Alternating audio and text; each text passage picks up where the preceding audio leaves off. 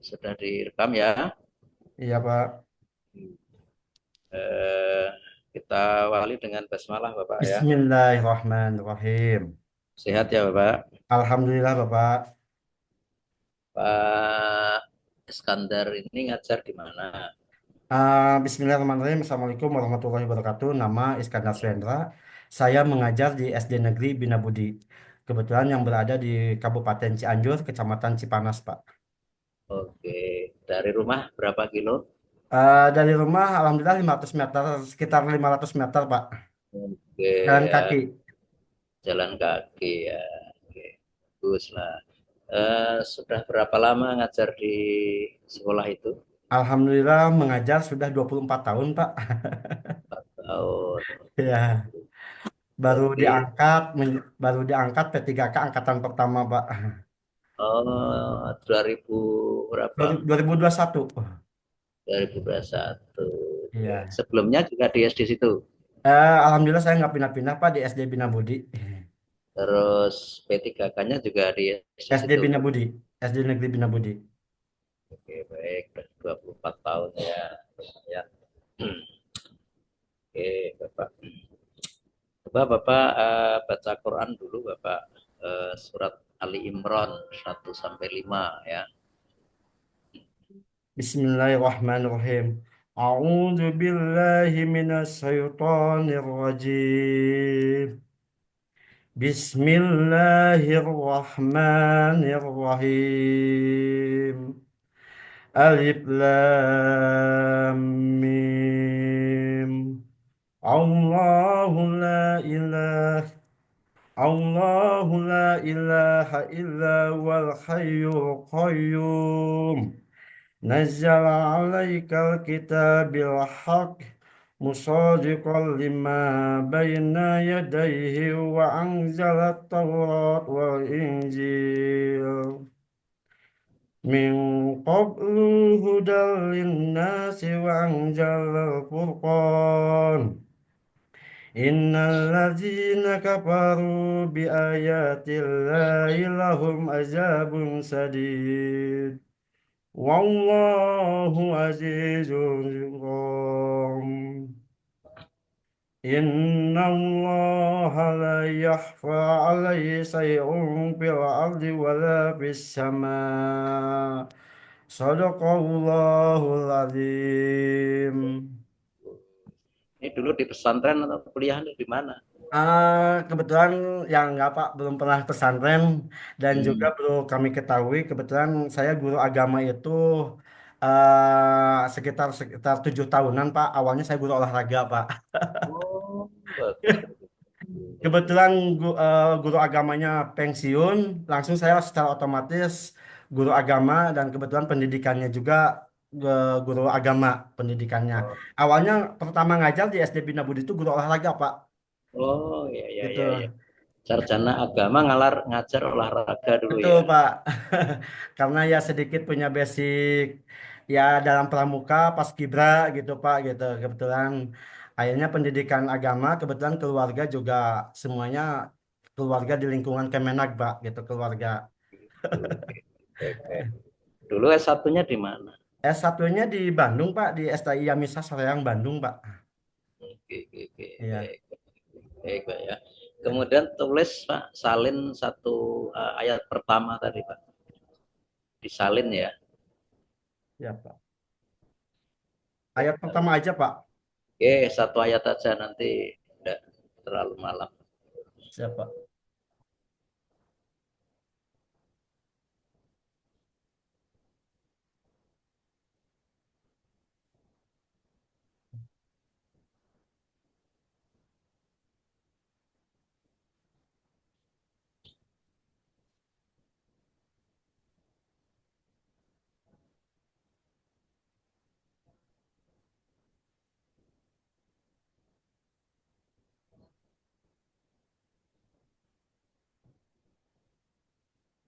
Udah, Pak.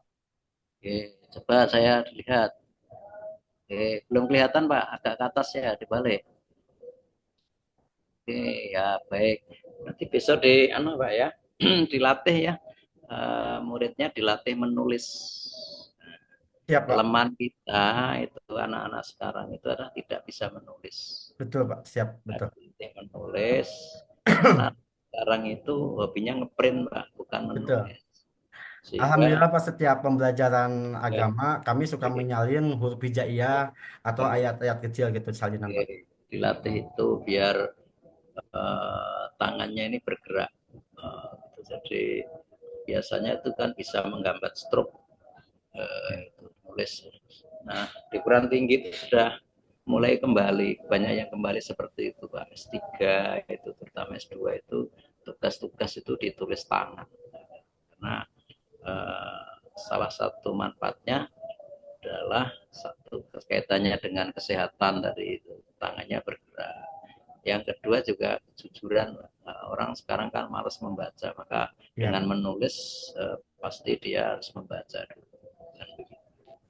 Itu sekarang mulai kembali lagi karena apa? Ada problem dari betul. Oke. Baik, Bapak. Berikutnya, coba Pak, saya ingin mengungkap kembali terkait dengan pedagogi, terkait dengan teori-teori belajar, Pak. Bisa Ya, disebutkan.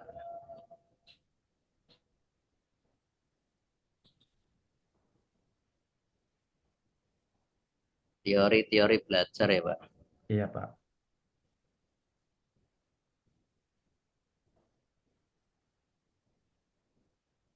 Ya Pak. Ya, coba disebutkan, Pak, teori-teori belajar, Pak. Teori-teori belajar pedagogik Ya, teori-teori belajar ya, itu di ya materi pedagogi. berfokus pada pengajaran struktural, struktur, berfokus guru berperan sebagai sumber informasi, peserta didik. Sebentar, sebentar, sebentar. Saya bilang bahwa di materi pedagogi dulu itu kan ada teori-teori belajar, Pak ya. Iya, Nah, coba sebutkan saja, Pak. Teori-teori belajar itu satu, satu dua, tiga. satu pedagogik tradisional, yang kedua pedagogik konstruktif, yang ketiga pedagogik behavioristik. Itu yang Anda maksud apa, Pak? Pedagogi behavioristik itu. Menekankan pedagogik behavioristik menekankan pada perubahan perilaku sebagai hasil belajar. Konstruktif behaviorisme, konstruktivisme, teori beban kognitif, teori pembelajaran sosial dan humanisme. Di pelan-pelan. Satu teori apa? Satu, teori behaviorisme. Dua, Nah, teori konstruktivisme. Tiga, teori beban kognitif. hmm, Empat, teori pembelajaran sosial. Dan yang terakhir, teori humanisme. oke. Di modulnya itu ya. Oke. Oke. Ya, nih. Ini yang siapa ini Bu Irna ini keluar dulu ini. Bu Irna, tolong keluar dulu Iya Pak, ya maaf Pak, maaf ya. saatnya.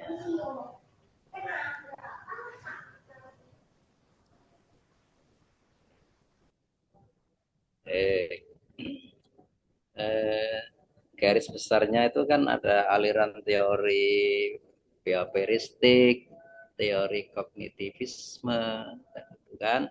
Iya, Pak. Lalu itu berkembang menjadi konstruktivisme. Lalu yang ketiga teori humanistik atau humanisme. Kemudian yang keempat sesungguhnya teori cybernetik yang itu di modul tidak ada. Iya, Karena Pak. itu teori terbaru. Iya. Ya, artinya bahwa ini kan era informasi, jadi ada belajar dengan memproses informasi. Nah, saya ingin dipahami dua aja Pak, tentang teori konstruktivisme dan teori humanistik. Konstruktivistik dan humanistik. Apa Pak kalau konstruktivistik gitu? Teorinya berfokus teori pedagog konstruktivis Hmm. berfokus pada pembelajaran melalui interaksi sosial dan konstruksi pengetahuan melalui pengalaman. Hmm. Yang kedua, pembelajaran berpusat pada peserta didik. Yang ketiga, mendorong pembelajaran aktif dan partisipatif. Dan yang terakhir, peserta didik membangun pemahaman mereka sendiri melalui eksplorasi dan kolaborasi. Lalu, Oke, baik. Tadi yang pertama itu apa bukan miliknya Albert Bandura, teori belajar sosial itu. Yang pertama tadi kan berdasarkan pada pengalaman-pengalaman. ya, Nah, itu miliknya Albert Bandura ya. Jadi poin 2, 3, 4 itu sudah tepat ya. Nanti iya, iya, dipahami lagi. Seandainya ini saya jadi murid, iya, Bapak jadi guru ya, iya. mengajarkan dengan menggunakan atau praktek tentang ini penerapan teori konstruktivisme itu gimana Pak? Anda praktekkannya? Yaitu teori yang memandang manusia Praktek ya Pak, praktek Pak. praktek. Praktek ya. Satu kegiatan atau satu kalimat boleh. Praktek menerapkan teori konstruktivisme. Oh, baik, Bismillahirrahmanirrahim. Ah, Assalamualaikum warahmatullahi wabarakatuh. Apa kabar anak-anak? Apakah kabar hari ini? Sehat? Baik, anak-anak. Gimana eh, peserta didik belajar bersama-sama dalam bentuk kelompok? Jadi, anak-anak membuat kelompok dalam mengerjakan tugas, misalkan huruf hijaiyah, bersama-sama teman-teman yang lainnya. Lalu setelah itu anak-anak apa namanya diberikan solusi bagaimana cara untuk mengerjakan sesuatu hal ya, Oh, ya, cukup. Jadi itu yang terakhir-terakhir itu kan praktek gitu ya, namanya ya, Bapak menjelaskan.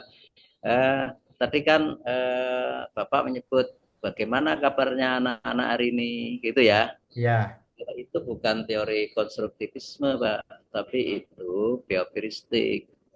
iya, iya, Kalau kalau konstruktivisme bilang, Muhammad, gimana kabarmu? Ani, gimana kabarmu?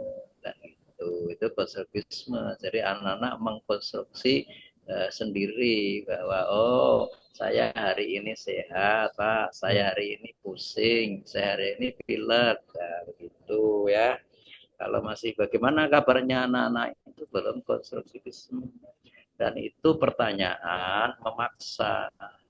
Karena anak dipaksa suruh menjawab baik, kan gitu ya. iya Pak. Alhamdulillah baik, padahal tidak semua anak baik-baik saja. Ada Ya, yang kurang sehat, disuruh bilang baik, kan gitu. Kemudian juga tadi di anak-anak disuruh buat kelompok itu juga sudah benar, tetapi kan bisa, Nani, menurut kamu, menurut Ijaya itu ada berapa? Kan gitu. iya, iya, Osman ada berapa? Kan gitu. Nah, itu namanya konstruksi. Jadi membangun pengetahuan tentang jumlah huruf Ijaya. oh, bisa, iya, Itu Pak ya. siap Pak, siap. Terus yang Bapak pahami tentang humanistik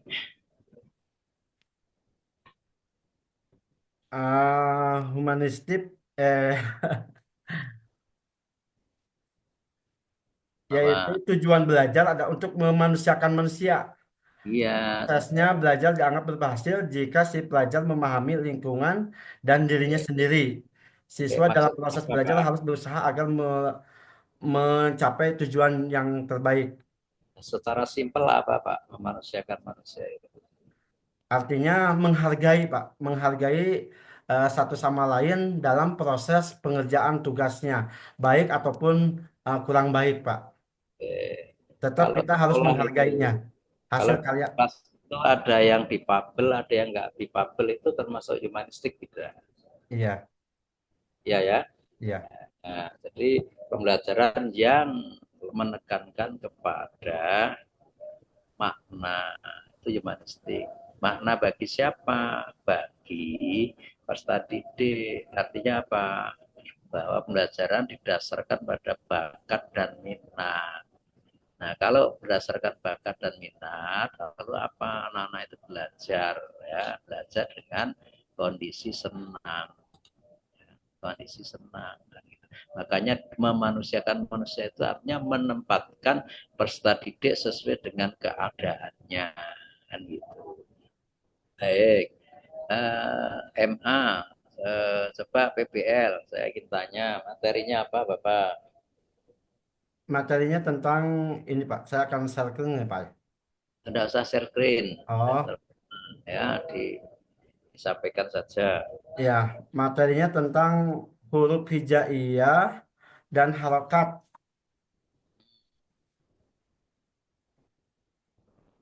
Hijayah, Aku tahu huruf hijaiyah dan harokat. hmm. Bapak membuat TP-nya berapa? Oke.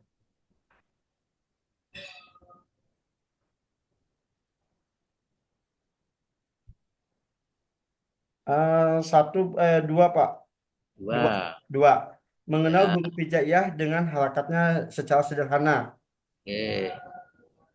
Dua apa? Ya, melafalkan huruf hijaiyah dan harakatnya secara lengkap sesuai dengan mahrojul huruf. Baik. Ini kelas berapa, Bapak? Kelas satu Pak. Oh ya. Besok Pak ya, di PBL itu kan pembelajaran berbasis masalah Pak ya. Iya, Nah, kalau berbasis masalah itu pengetahuannya harus C4 ke atas. Ya, apakah anak-anak bisa menganalisis? Bisa. Cuma manusia anak TKS kelas satu kan beda iya. gitu. Nah, saran saya TP-nya itu dibuat tiga Pak. Tiga ya Tiga Pak. aspek ya, TP pengetahuan, TP sikap, TP keterampilan.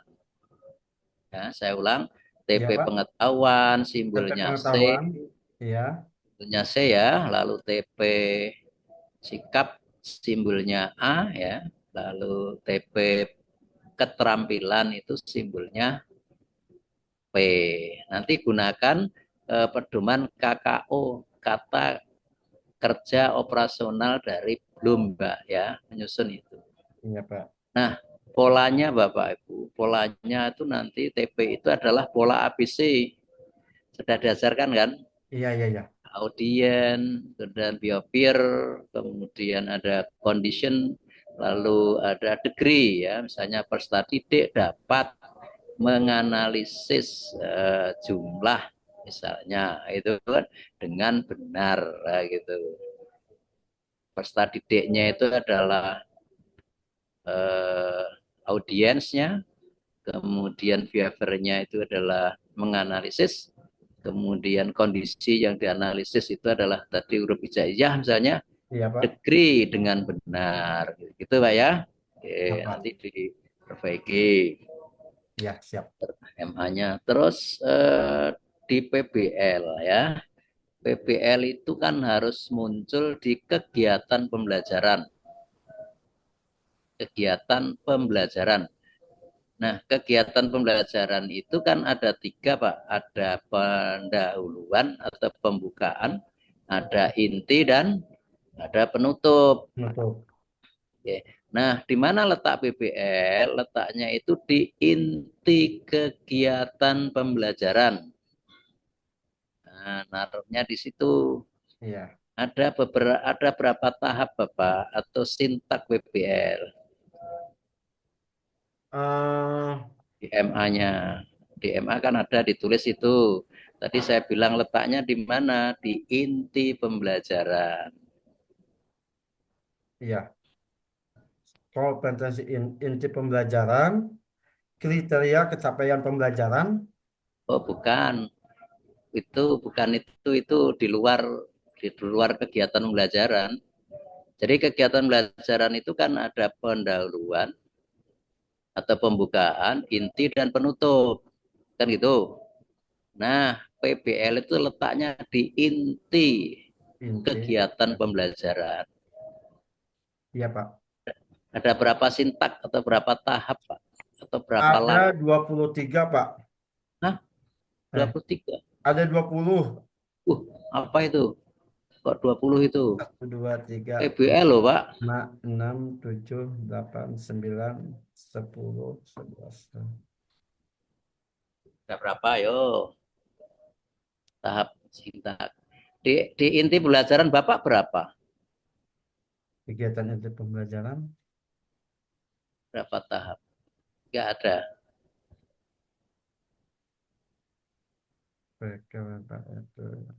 Di inti ya.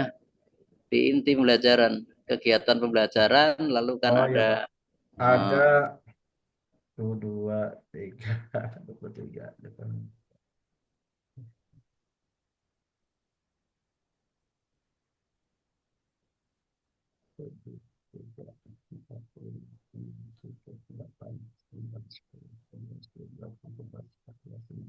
16, Pak.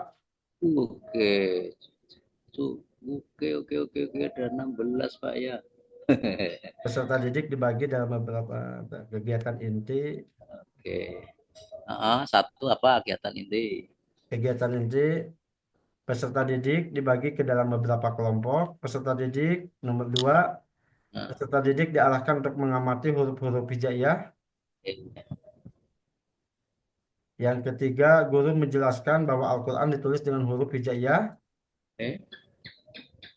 Yang Nah, keempat, ini peserta didik saya beri masukan. Ini saya tanya-tanya, ini sudah dinilai oleh pembimbingnya belum? Dosennya belum? udah, Pak. Dikasih skor berapa? Dinilai berapa? 92, Pak. Waduh, gawat. Gawat, gawat. Mungkin Siapa nggak Pak? ada Gaumi, Pak. Yang ini siapa?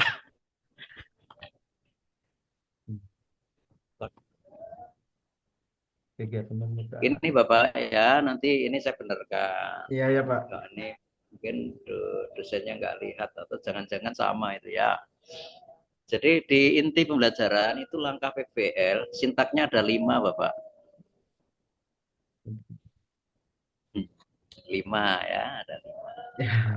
Yang 5 itu masih ingat nggak?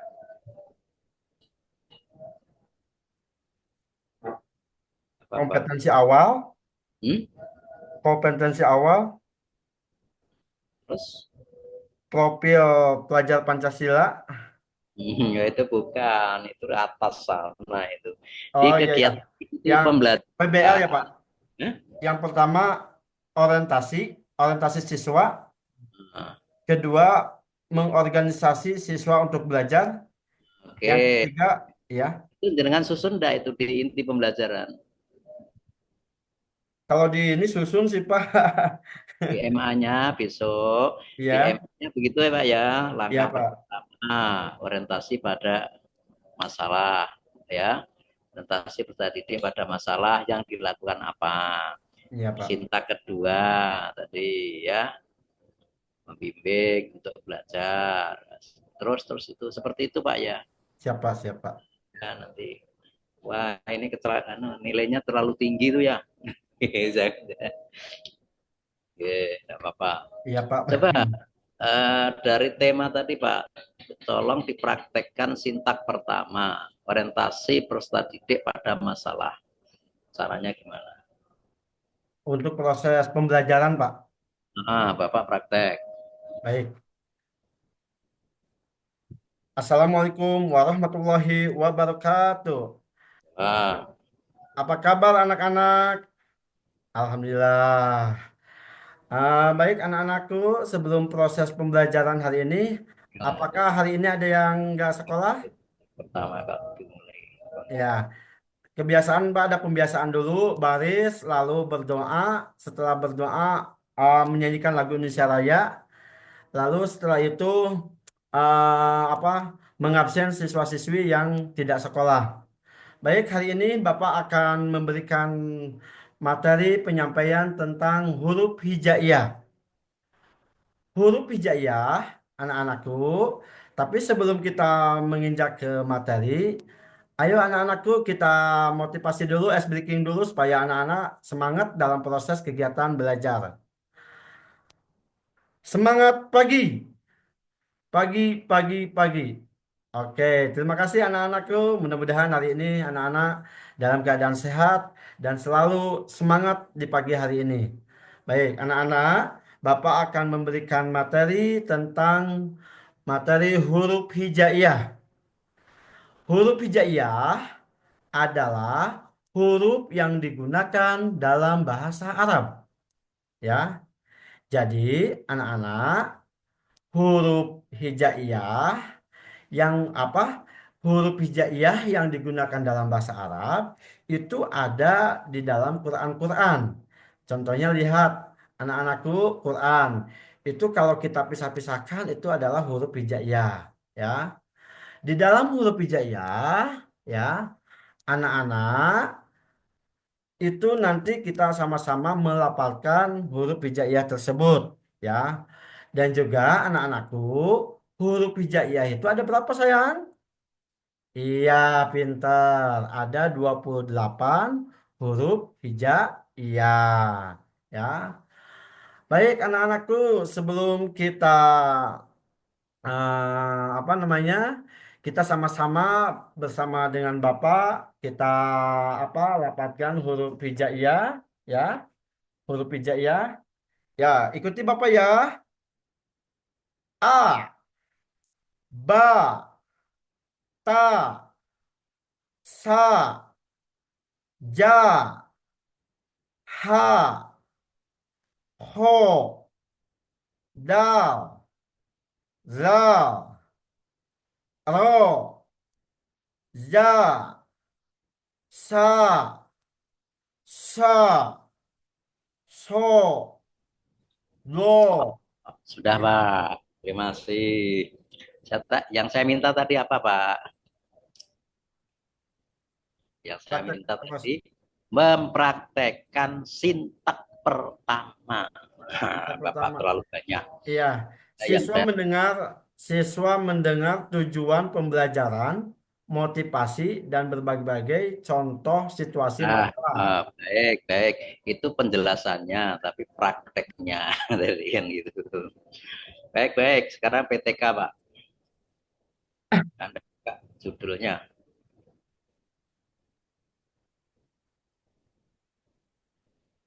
Baik, Judul Pak. PTK Bapak apa?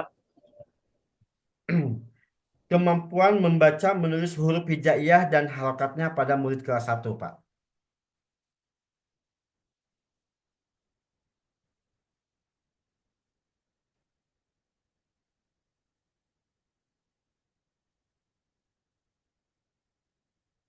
Ya, Pak.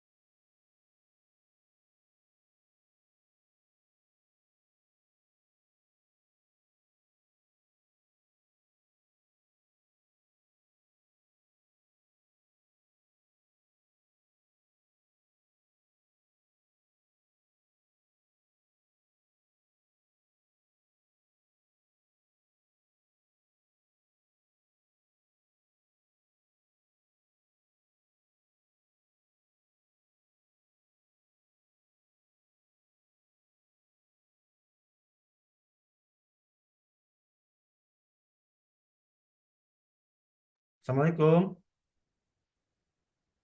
Iya, Pak. Saya putus. Judulnya apa, Pak? Judulnya judulnya kemampuan membaca menulis huruf hijaiyah dan harakat pada murid kelas 1, Pak. Itu judul PTK-nya. Iya, Pak. Ada masukan dari dosennya? Tidak ada, Pak. Di mikronya, peer teaching-nya juga ditanyakan enggak? Ditanyakan, Pak.